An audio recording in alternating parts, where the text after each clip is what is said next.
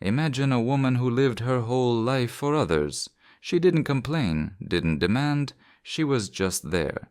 But when her world collapsed and she was left alone, her silence spoke louder than any words.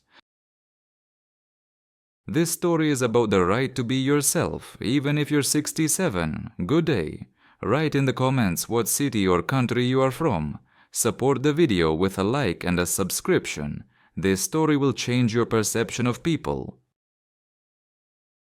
For the first time in many years, the apartment was too quiet. The lamp under the ceiling crackled lazily, as if reminding, it's time to change the light bulb. Leaves rustled outside the window. October had finally given up its shift to November. Somewhere below, on the playground, someone laughed heartily, but the sound was so far away, as if it came from another world. Lyudmila stood in the middle of the room and held an old ceramic mug in her hands, gray with faded flowers. The same one that Boris drank from every morning. He always poured himself black tea with a spoonful of jam, and for some reason always put on gray woolen socks, even if it was warm. He laughed and joked that without them, the tea is not the same. Now the mug seemed heavy, not from the weight, from the memories. 3 weeks had passed since the funeral. The house had become like a museum. Everything seemed in place but no longer real. His friends had left. The neighbors started closing their doors again, as if they were afraid of being infected with grief. The son, Sasha, suggested, "Mom, let's go to our place. You can't be alone at a time like this." Lyudmila nodded silently. She packed the most necessary things into 2 suitcases. Clothes, documents, old photographs, and letters in a box. Letters from Boris from his student days. He was a romantic, a lot. And she was serious, anxious, but with him she felt like she was behind a stone wall. Now there was no wall, alone, completely. The trip to the Moscow region took an hour and a half. Sasha met her on the platform, in a coat with a neat haircut, a little gray at the temples. Irina, his wife, was standing next to her, as always, reserved, kind but cool. Granddaughter Masha rushed to hug her grandmother. "Grandmother, you will live with us, right? Forever?" Lyudmila pressed her lips together to keep from crying and nodded. "For now, yes, darling." The apartment was spacious. White walls, a grey sofa, the aroma of coffee and expensive candles. Everything seemed too foreign. She was afraid to cross the boundaries. She didn't even know where to sit. Irina gave her a tour, the kitchen with built-in appliances, Masha's room, the bathroom, and hers, Lyudmila's apartment. The room was neatly furnished, a bed with a warm blanket, a small chest of drawers, and an armchair by the window. On the windowsill stood a mug with the inscription, "To my beloved grandmother." She sat down. The window overlooked the parking lot. Concrete, cars, windows opposite. "Everything will be fine," she whispered to herself.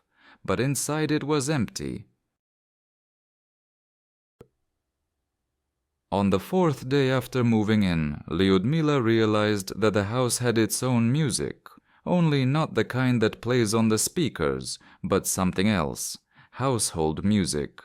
At 7:12 every morning, the sound of the coffee machine would be heard. First the pump would hum, then there would be a secret gurgle, as if someone was sighing in the pipes. A minute later the light would flash in the kitchen.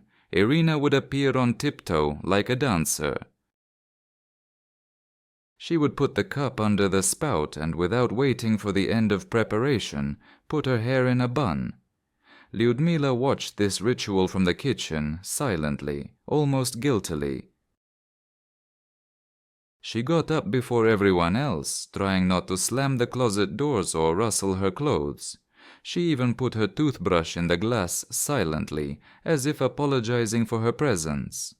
The coffee didn't smell like it did at home with Boris. There was the aroma of a rough, strong brewed drink, with a slight sourness and the smell of an old metal Turk. Here it smelled like a trendy cafe and vanilla.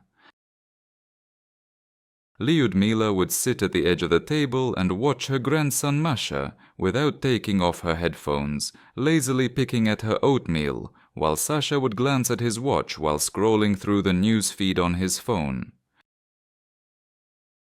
"Mom, why aren't you eating?" he would sometimes ask. She nodded. "I'll be back later. Everything's fine." They didn't insist. Her room was like a hotel room. No dust. Everything sparkled. The bed was pulled up neatly, as if a long-awaited guest was about to arrive. Only Lyudmila didn't feel like a guest. She felt like something temporary, like a folding chair that would come in handy if guests came. On the third evening, Irina said to Sasha in the kitchen, Lyudmila heard by chance, half asleep, "She's good, but it seems to me that she doesn't fit into our rhythm. I don't even know how to behave with her. She's silent all the time." Sasha sighed. "She lost a person here. Give her time." Lyudmila pretended to be asleep, but then she looked at the ceiling for a long time, feeling her heart squeeze. Every morning she went out onto the balcony. Her jacket was thrown over her shoulders, tea with jam, out of habit. Near the house there was a playground, benches, behind which a linden alley began. Lyudmila looked at old people on a walk, young mothers, lonely men with dogs. Everything was too new, too clean. Even the birds here sang somehow neatly. One day she tried to turn on the TV. She came across some series where they were shouting, fighting, cheating. She switched. She stopped at a channel where they were quietly talking about the weather. -3, maybe snow. Lyudmila hugged herself. It was cold, not in her body, but somewhere deeper. She tried to keep herself busy. She wiped down the cupboards in the room. She washed the bed linen. She tried to knit something, but her eyes were watering and her hands were shaking. The next day she baked an apple pie, using an old recipe. She served it with tea. Masha nodded. "It's delicious, Grandma. It smells like our dining room." Irina smiled but did not finish the plate. Sasha said, "Thanks, Mom. You are a master as always." The next day Lyudmila didn't cook. She sat by the window and just looked at the passers-by. Each of them was going somewhere.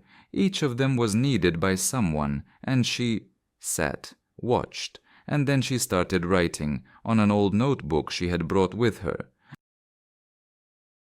At first, simply, "Today is November 9th. I woke up at 6:42. I dreamed about Boris again. We were walking through our market, and he bought me a pink fish, just like back in '87. He was young, I was young too. And then he said, 'You should be where you feel good.' And he left.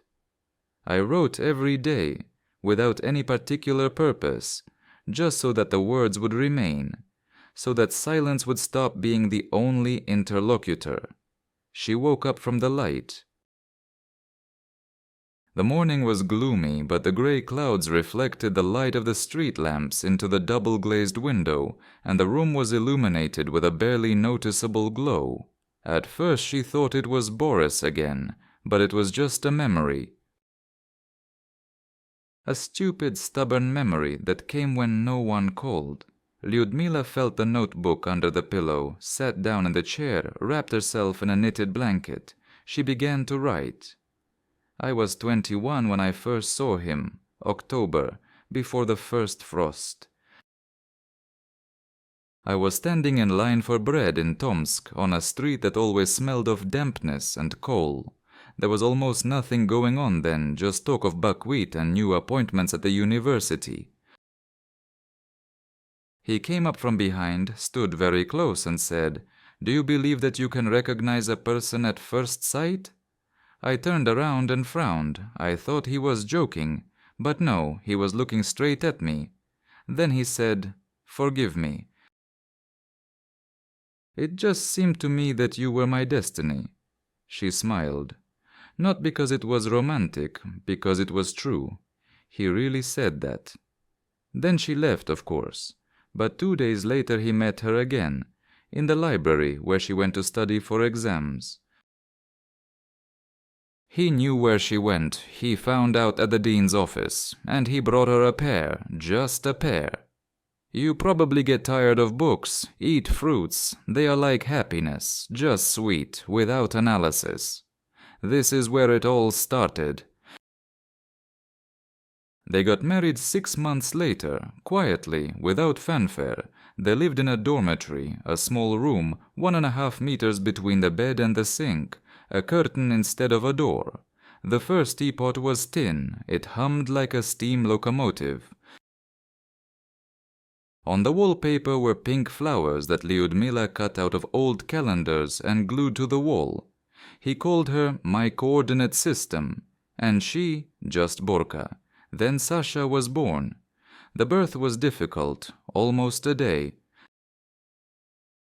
He then sat in the hospital corridor, drank coffee from the machines and wrote letters, 1 line at a time on scraps of paper. "If it's a boy, it will be like you. If it's a girl, I'll call you Lyuda. You are stronger than pain." I'm proud. She kept those lines to this day, in that box of letters. Then came the 90s. Poor, cold. Boris lost his job. The factory closed. She went back to teaching math at school, to have at least something. Sasha grew up, saw everything. How his father swears into his pillow, how his mother hides banknotes in a geometry book, but not once, not for a single day did they snap at each other. I was always afraid he would leave, but he stayed, always. Even when there was nothing left of us, except love. It got easier over the years. Sasha entered university, he went to Moscow. He didn't call often. He was busy, like all young people. Then he invited them. "Come and see where I work now." That was the first time she saw that her son had become different. Adult, stern. He spoke like a TV presenter. "Mom, don't worry, I've sorted everything out." Boris only nodded then. And Lyudmila looked at her son and thought, where is that boy with white scratches on his knees, who cried when he lost his kitten?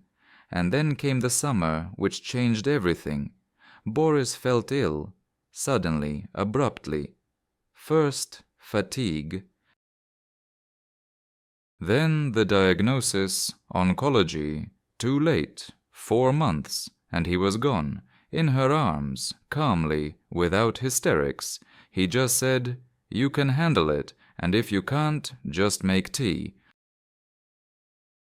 Everything comes back to normal with good tea.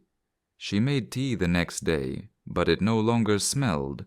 Lyudmila put her pen down. Tears were streaming down her cheeks, slowly, silently, as if they knew that they couldn't interfere with the memories. She dried herself with a handkerchief and went to the kitchen, made tea, with jam. No one noticed. It was especially quiet in the house in the evening, not the cozy silence you expect after the hustle and bustle, but viscous, wary. Like the air before a thunderstorm, Lyudmila stood at the sink washing dishes, slowly, carefully. Her fingers were shaking, not from old age, from the habit of doing everything perfectly so as not to interfere, so as not to give a reason for irritation. Suddenly Irina's muffled, restrained voice reached her from the room. She tried to speak quietly, but the words cut like thin wire. "I understand that it's hard for you, Sasha," Irina said. "But you can't blame everything on me. I live in this apartment too, and I'm not a stranger," Sasha answered quickly, irritably. What are you talking about, Ira? My mother lost her husband. Have you ever just talked to her like a human being? Pause. Sound of footsteps. Did she talk to me? Irina's voice became sharp. She walks around here like a ghost. She looks at us as if we are strangers. I can't live in a house where everyone is silent. I'm tired of walking on tiptoe. She's trying, Ira, Sasha shouted. She baked you a pie. She's looking after Masha. What do you want from her? I want you to understand. She lives with us, not we with her, and I have the right to say when I have a hard time. Lyudmila froze. The wet plate slipped from her hands and fell into the sink with a dull thud. The water splashed, drops ran down her elbows, and something warm and bitter seemed to spill into her chest, as if someone had opened a faucet with memories. She slowly dried her hands with a towel, went into the room and closed the door, not loudly, as if she was apologizing. She sat down on the bed. I looked out the window, silently. I couldn't sleep at night. I lay with my eyes open, counting the shadows on the ceiling. Everyone in the house was asleep. Even the air seemed tired. At 3 o'clock she got up, went to the kitchen, made herself some tea. The window was open. The autumn air was chilling her face. She sat down on a stool, pressed her palms to the cup, as if it were the last source of warmth. They were right. She really did walk like a shadow. She really did stay silent. She really did not fit in, but what could she do? The next morning she woke up to the click of a switch. Irina was standing in the kitchen, dressed strictly in a business suit. "Good morning," said Lyudmila. "Morning," Irina answered without a smile. Pause. Lyudmila came closer. "Look, I didn't want to be a burden." Irina did not turn around. "Everything is fine, it's just hard for me to get used to it." Lyudmila nodded, although Irina did not see her, and went to her room. That day Masha stayed late after school. Sasha was at work. Irina was at a meeting. Lyudmila met the girl at the entrance to the building, wrapped her in a scarf, and took her hand. "How is your day?" "Norm," Masha muttered. "We did some clay modeling today. I made a cat, but it fell apart." Then she fell silent. Music was playing in her headphones. Lyudmila didn't know what to say. She felt not just old, but a stranger. When they entered the house, the girl suddenly said, "Granny, did you have friends when you were a child?" Lyudmila froze. It was the first question she had been asked in 3 weeks. She smiled. "There were. Even one boy I liked." "Do you know how he showed his affection?" "How?" "He put pine cones in my briefcase." Masha laughed, honestly, sincerely, and at that moment, for the first time in all this time, Lyudmila felt, she exists. She is not a ghost. Saturday morning was unusually sunny. Narrow strips of light penetrated Lyudmila's room through the blinds, drawing lines on the wall like time markers. Masha looked into the room without knocking. "Grandma, are you busy?" Lyudmila raised her head from her notebook. "Of course not, dear. Come in." Masha sat on the edge of the bed. Her hair was tangled and she was wearing a cartoon cat with eyebrows on her pajamas. She was holding a phone, but she wasn't looking at it. "Can I ask you a strange question?" "Try it," Lyudmila smiled. "Have you ever been afraid of dying?" The room became quiet. Only the hand of the wall clock clicked, as if checking the breath of time. Lyudmila straightened up. She looked at her granddaughter attentively, without haste. "I was afraid, especially when I gave birth to your dad. Then I suddenly realized that if something happened to me, he would be left alone. and that scared me more than death itself." Masha nodded. "And when Grandpa died, weren't you angry at him?" "No, I was angry at time, at the fact that it didn't stop. At the fact that it keeps going when you want it to stop. To have a chance to change your mind, to fix everything," Masha thought. "I sometimes think that if I suddenly die, no one will know that I ever existed." Lyudmila grinned. "It's crazy. I'm 67, and I think almost the same thing." She took Masha's hand, warm, alive, with thin fingers. "But do you know how you stay?" "How?" "In words, in gestures, in the way you smile. How you help someone one day, or give them a piece of pie. Or just hug them when they're having a bad day. All of this is a trace. It stays." Masha suddenly buried her nose in her shoulder. "I missed you before. I've always been there, Mash. Just a little further." Half an hour later they were drinking tea together, in the kitchen, without TV, without phones, just sitting and talking. Masha was talking about school, about how a girl in her class cheats on tests, but no one punishes her, because her mother is a sponsor.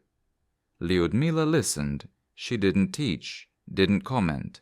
She was just there. "Do you want to stay with us forever?" Masha suddenly asked. Lyudmila smiled, but not right away. "You know, for now I just want to be there. And then, as it happens. The main thing is that none of us feel like they are superfluous." That day Irina came home early, tired with a wet umbrella. She looked into the kitchen and saw Masha, laughing, hugging her grandmother by the shoulders, showing something in the notebook. For a moment Irina froze in the doorway. Something flickered across her face, perhaps envy, perhaps relief. She came in and sat down next to me. "Do you have tea?" Lyudmila looked up.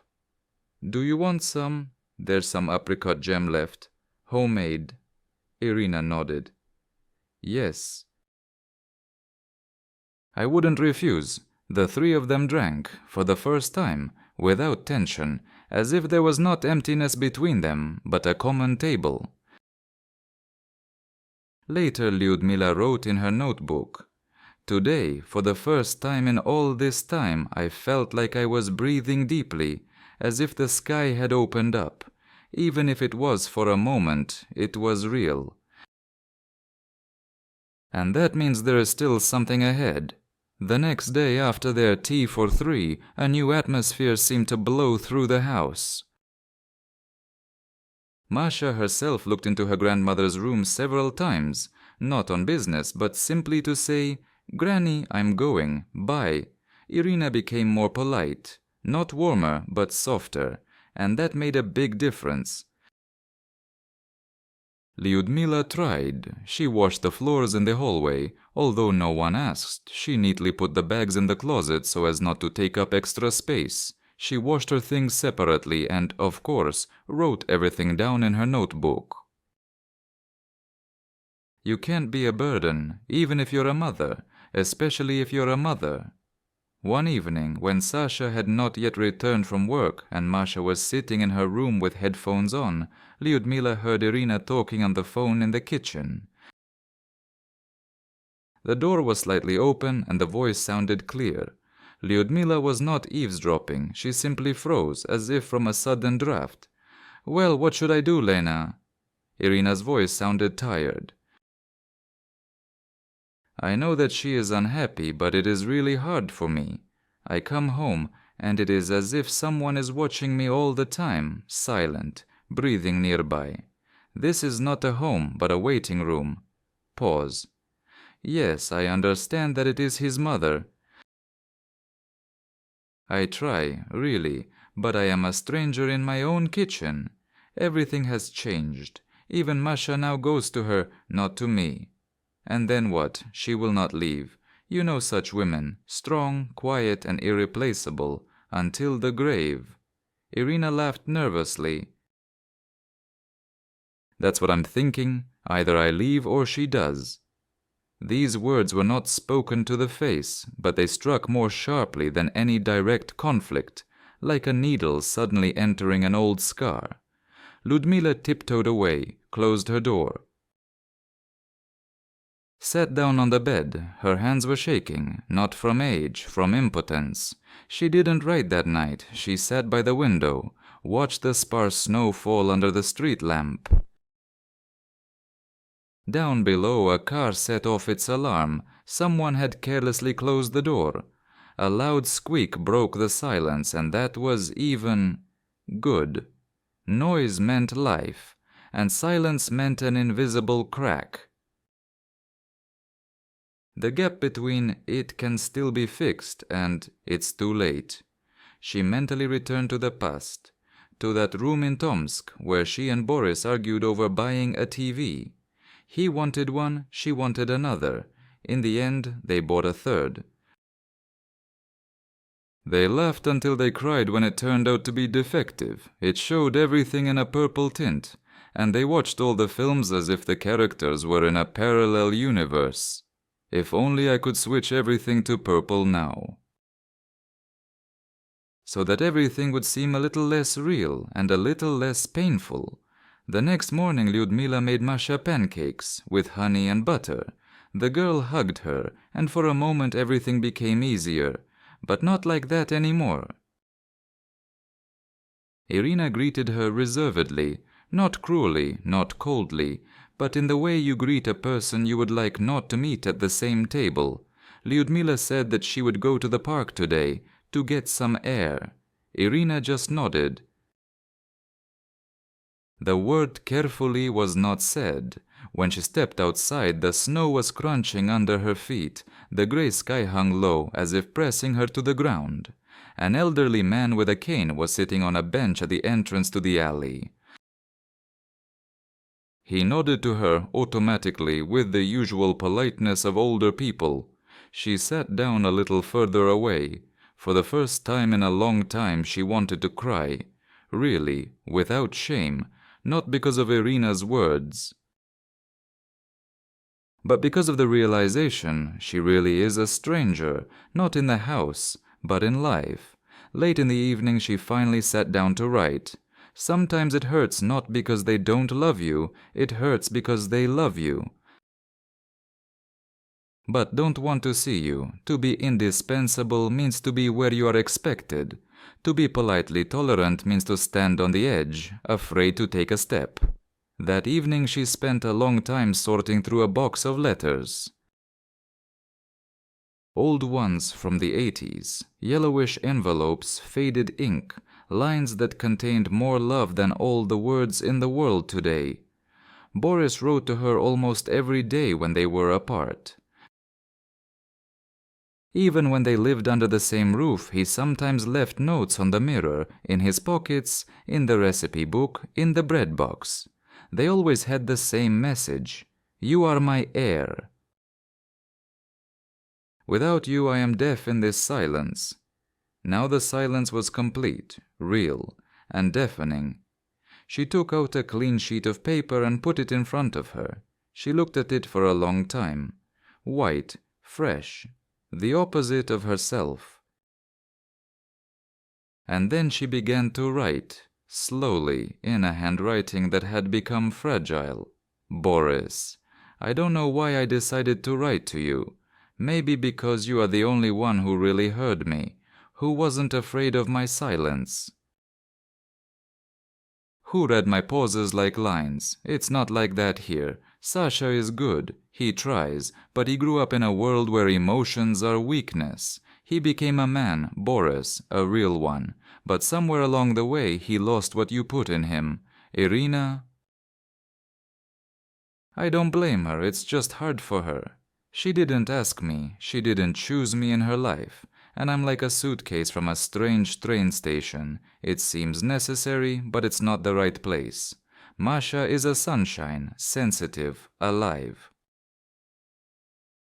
Today she said that she is afraid to die unnoticed, and I sit and think, What if we have already died, and we just continue to move by inertia, so as not to scare others?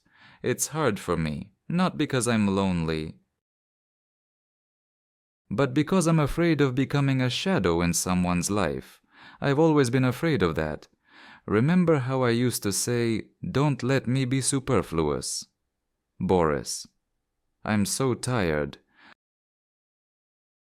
I think more and more often that I need a place where I won't be in the way, where I won't have to guess when to leave the kitchen, where I won't have to clench my back from being looked at. I'm sorry, I just want peace, not silence. Peace. She folded the letter, put it in the box without sealing it. Then she stood up and went to the window. The snow was falling thinly and coarsely. Her fingerprints remained on the glass, as proof that she was still alive. Later, lying in bed, she listened to the dripping of the bathroom faucet, evenly, as if someone was counting the seconds. She wasn't sleeping, but she wasn't thinking. She was just lying there, just being. The next morning she made tea again.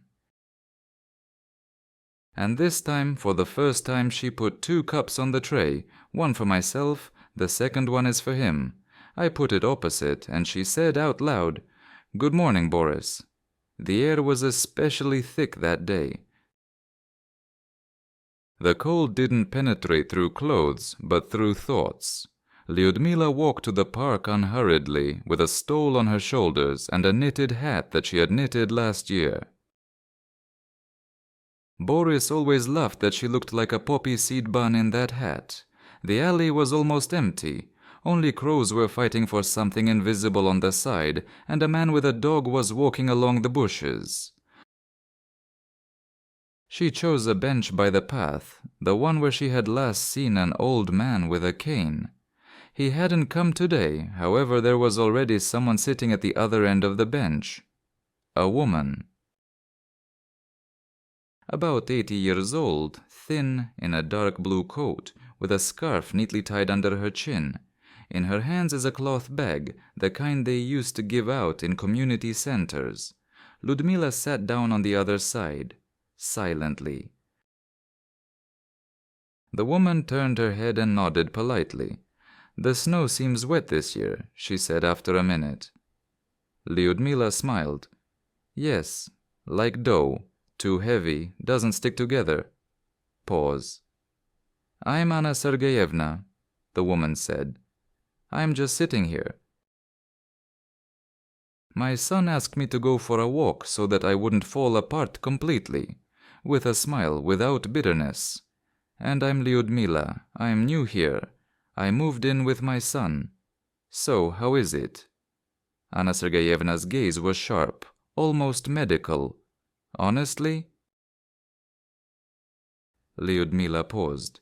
"It's like I live in a glass cabinet. No one asks me to leave, but no one invites me either." "So, we've almost gotten used to it," the woman nodded. "It's a stage. Then comes we quietly tolerate it, and she seems fine if she doesn't make noise." She spoke as if she was reading from a sheet of paper. "And how are you?" Anna Sergeyevna smiled. "I left myself. My son is a good man. He didn't scold me. But I wanted to be somewhere where I don't have to go out on a schedule, where I'm not an element of the balcony." She sighed. "I live in a boarding house, a normal one, not from horror films. There's a library, people, chess. Sometimes they even sing." Lyudmila raised her eyebrows in surprise. "And you aren't lonely there?" "Lyuda," the woman looked straight ahead, "it's lonely where you can't give anything to anyone. But when someone needs you, even for a cup of tea, you're no longer alone. It doesn't matter if it's a house or a bench." They sat for a long time without speaking. Snow began to fall on the bench. Their fingers were freezing. "Can I come here tomorrow?" asked Lyudmila. "Do you think I'll go anywhere?" Anna Sergeyevna winked. "We have a club of interests here. The main interest is to stay sane." They both laughed. When Lyudmila returned home, she was a little redder from the wind, but inside, for the first time in a long time, something felt alive. The kitchen smelled of buckwheat. Masha shouted from the room, "Granny, you're back. And I wanted to show you my craft." Irina glanced briefly, then returned to the sink. But Lyudmila didn't care. Today she didn't feel like a shadow. Today she made friends. Later, in the notebook, a bench, snow, a strange woman.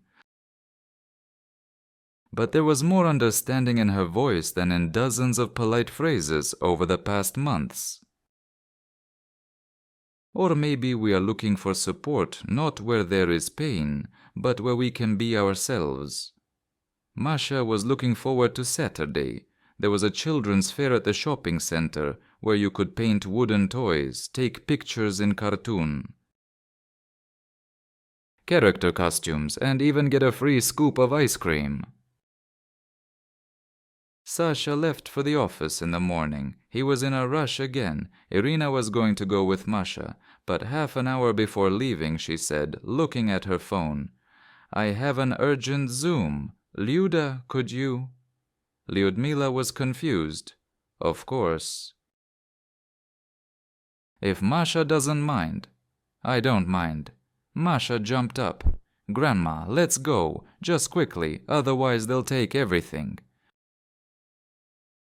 The shopping center greeted them with the usual cacophony of sounds, the hum of voices, music, the clanging of shopping carts, the smell of fried buns and perfume from the shops. Masha pulled at his hand, jumping over the steps of the escalator. "Here, here, here they are!" The girl rushed to the brightly decorated stand where the figures for coloring stood. Lyudmila stayed a little behind, out of respect, out of caution, out of uncertainty. She stood by the fence, watching her granddaughter choose between a hare and an owl. Then she turned away for literally a minute, to see if the child sitting next to her had taken off his shoe or if his scarf had fallen. I turned around. Masha was gone. The seconds stretched. She walked around the counter. No. She squatted down, looked under the table. No. She walked toward the nearest toy store. Empty. Her voice trembled. "Masha, Mashenka." People passed by. No one turned around. The heart was pounding in the temples. She approached the security guard, a middle-aged man with a tired face. A girl, small, dark hair, pink jacket, disappeared here. The guard looked through her. "Calm down. I'll call you on the speakerphone now. Call, please." She could have been scared. "She has panic attacks if it's loud. Madam, wait behind the counter. Everything is under control." Lyudmila froze. She was pushed back. The guard switched to the radio. 3 minutes passed, then 2 more. 5 minutes, when a child is lost, is an eternity. She couldn't take it anymore. She rushed forward and started calling, "Masha! Masha, this is grandmother. Masha, answer her." People turned around. Some winced. But she wasn't thinking anymore. Masha was found by a young woman at the fountain at the other end of the floor. The girl was standing alone, holding a phone in her hands with a trembling lip. The woman said, "I saw that she was alone and shaking all over." She said that grandmother had disappeared, and added with a slight smile, "Although it's usually the other way around." Lyudmila ran up and hugged Masha tightly. "I'm here. I didn't leave. I would never leave." Masha sobbed. "And I thought that you, like Mom, were at work. I am not a job. I am a grandmother, and I am here." When they returned, Irina came out to meet them. "Well, how is it?" she asked with a smile. Lyudmila looked straight ahead. Masha got lost. "For 5 minutes. I found her myself. Security couldn't handle it." Pause. I did. Irina froze. The smile disappeared. She nodded. Thank you, Lyudmila. In the evening, Masha brought a drawing, a crookedly painted wooden owl. This is for you, Granny. She, like you, watches, even if she is silent.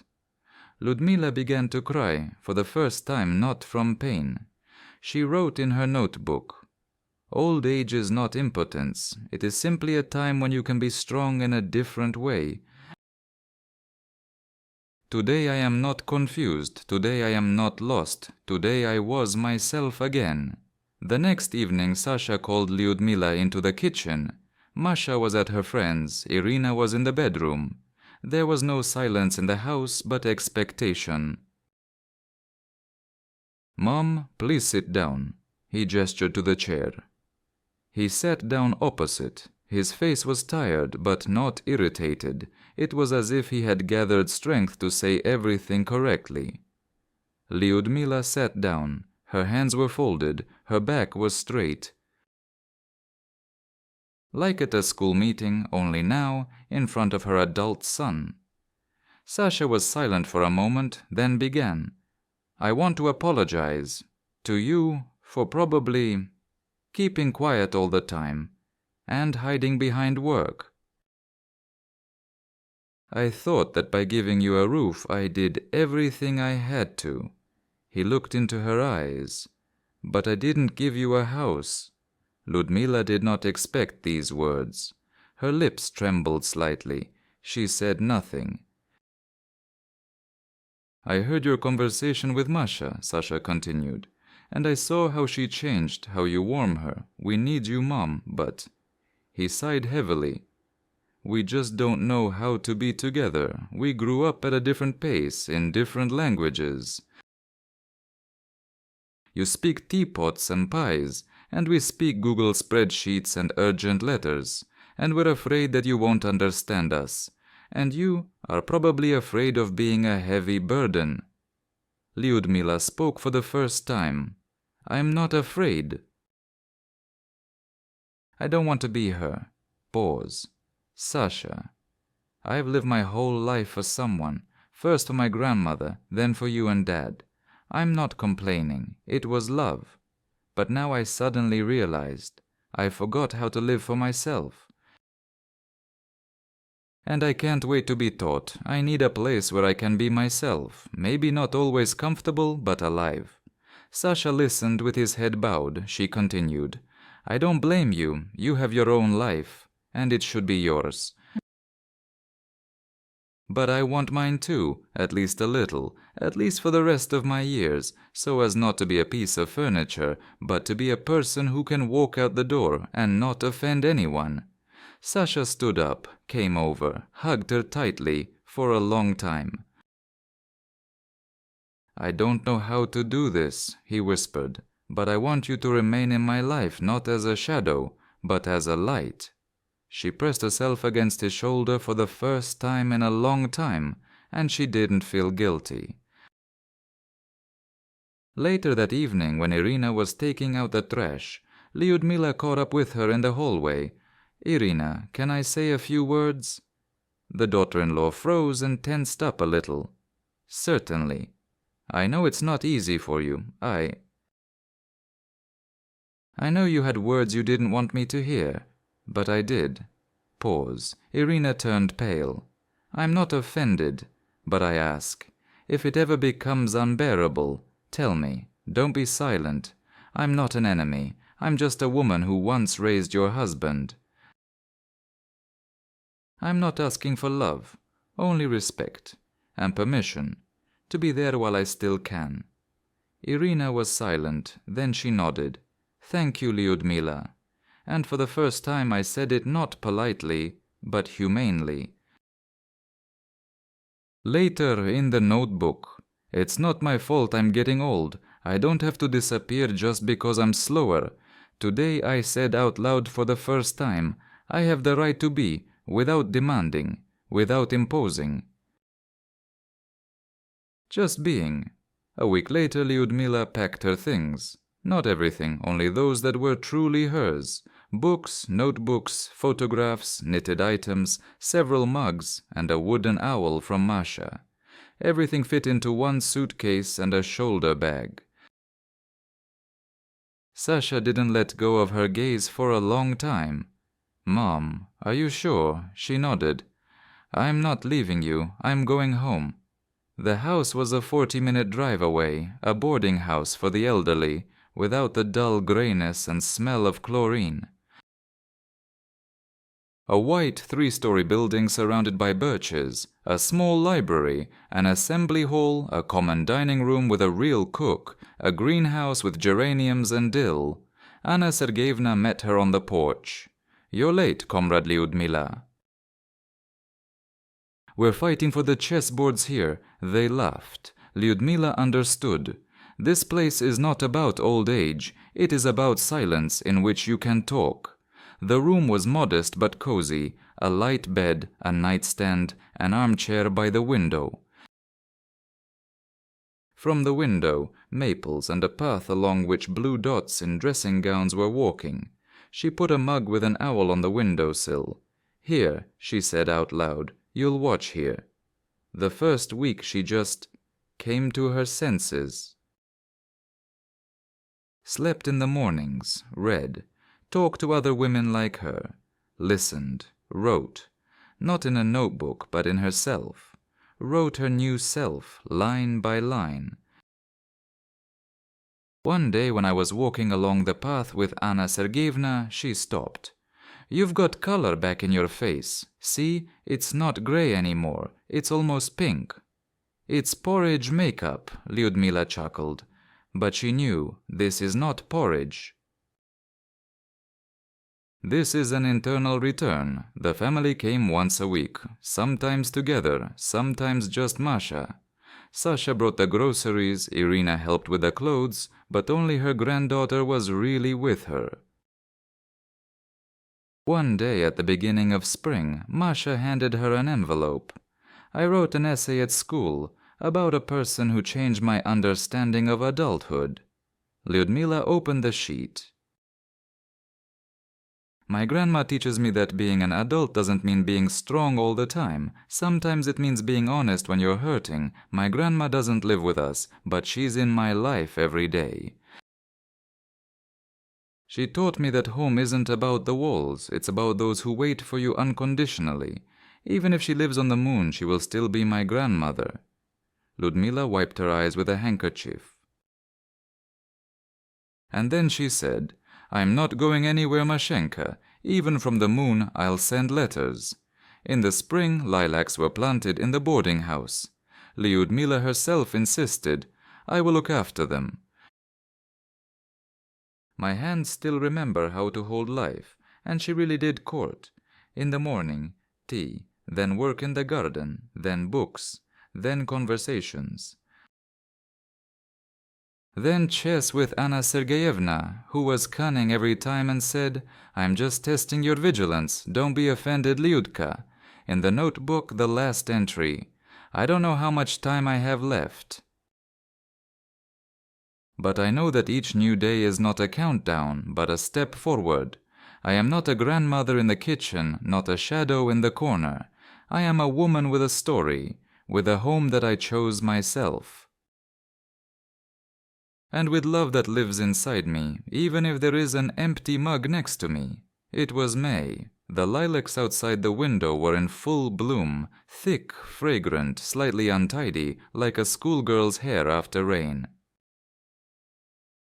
Lyudmila was cutting dry branches with a small garden shears, wincing from the pain in her fingers, but with pleasure. There was a smell of fresh earth, apple peel, and chamomile tea, which sat on a stool nearby.